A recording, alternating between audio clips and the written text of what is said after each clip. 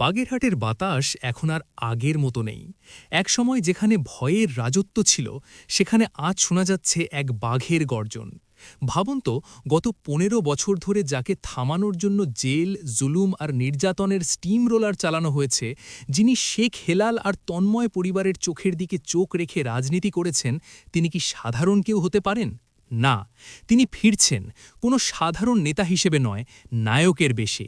বাগেরহাটের মানুষ যাকে ডাকছে হিরোদের হিরো বলে। কিন্তু কে এই অকুতভয় যোদ্ধা, আর কেনই বা তাকে নিয়ে আজ সোশ্যাল মিডিয়ায় তোলপাড়? শেখ মঞ্জুরুল হক রাহাত নামটা আকাশ থেকে পড়েনি। পিসি কলেজের এজিএস থেকে শুরু করে আজকের জাতীয় নেতা, এই পথটা মোটেও ফুলের বিছানো ছিল না। স্বৈরাচার খুব ভালো করেই জানত রাহাত বাইরে থাকলে তাদের সাজানো সাম্রাজ্য ভেঙে পড়বে। তাই বছরের পর বছর তাকে বন্দি রাখা হয়েছে। কিন্তু জেলখানা তাকে ভাঙেনি, বরং ইস্পাত কঠিন করে গড়ে তুলেছে। আর আজ সেই সংগ্রামী নেতাই দেখালেন ২০২৬ সালের রাজনীতির আসল খেলা। যখন অন্যরা মান্ধাতার আমলের মাইকিংয়ে ব্যস্ত, রাহাত তখন ডিজিটাল ঝড়ে মাঠ কাঁপাচ্ছেন। তার হাইটেক ক্যাম্পেইন আর অসাধারণ স্টোরি টেলিং দেখে তরুণ প্রজন্ম, বিশেষ করে জেন জি, আজ মুগ্ধ। তিনি প্রমাণ করেছেন ট্যাগের সাথে স্মার্টনেসের মিলন ঘটলে তাকে আর আটকানো যায় না।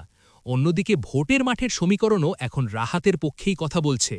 রাজনীতিতে প্রতিপক্ষের ভুলই হল নিজের জয়ে অর্ধেক এগিয়ে যাওয়া। বাগেরহাটে বিএনপি ঠিক সেই কাজটিই করেছে। তারা এমন একজনকে মনোনয়ন দিয়েছে যাকে মাঠের কর্মীরাই চেনে না। এর ফলে ক্ষুব্ধ হয়ে দলের প্রভাবশালী নেতা এম এ সেলিম দাঁড়িয়েছেন স্বতন্ত্র প্রার্থী হিসেবে। সোজা হিসাব, বিএনপির ভোট যখন দুই ভাগে ভাগ হয়ে কাটাকাটি চলছে, তখন জামায়াতের solid vote bank, anti Awami sentiment আর সাধারণ মানুষের সমর্থন এক হয়ে যাচ্ছে রাহাতের বাক্সে। প্রতিপক্ষের এই আত্মঘাতী গোলের কারণে রাহাত এখন অনেকটা ফাঁকা মাঠেই গোল দেওয়ার অপেক্ষায়। আগামী ১২ ফেব্রুয়ারি বাগেরহাটে শুধু একটি নির্বাচন হবে না, হবে অন্যায়ের বিরুদ্ধে ত্যাগের বিজয়ের ইতিহাস। সব জরিপ আর সমীকরণ বলছে ব্যারিস্টার জাকির কিংবা স্বতন্ত্র প্রার্থী নন, বাগেরহাটের মানুষ রায় দেবে স্মার্টনেস আর যোগ্যতাকে। যে বাঘকে খাঁচায় আটকে রাখা হয়েছিল, সেই বাঘ এখন সংসদে গর্জন দেওয়ার অপেক্ষায়। বাগেরহাটবাসী প্রস্তুত তো একজন মুকুটবিহীন সম্রাটকে সংসদে পাঠাতে?